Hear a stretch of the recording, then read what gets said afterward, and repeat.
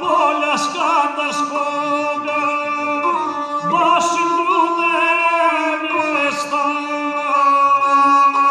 malenuga.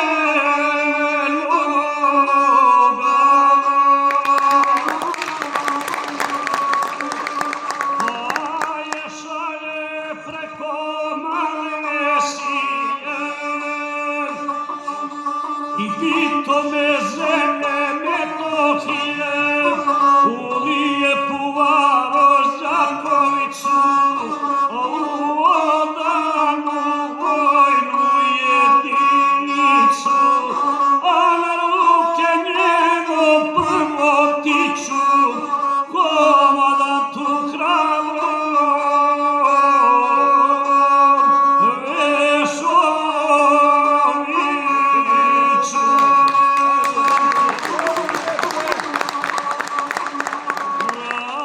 Radomire, moje desno krilo, znaš delio nije davno bilo, kad smo s turskim carem zaratili i za srpstvo krv junačku lili, zasluge ti za to nisu male. O, srpstva ti hvala, generale.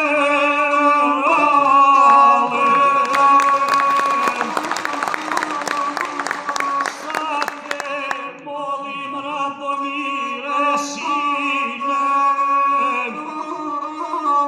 moje desno krilo od Krajine, povedi mi vojsku odabranu, da pomogneš meni na Medvanu, jer ne mogu bez tvoje pomoći i protiv Turske do pobjede doći. Kad Vešović knjigu razumio, ratni bar je pred šator pobio, skupi svoju udarnu brigadu i odmah je stavi pod komandu. Krenu vojska, vuku se topovi, niko ne zna kuće sokolovi, od Mojkovca i od Kolašina, preko Plava i preko Businja, do Dečana ispred manastira. Ej, đavo vojna, muzika zasvira.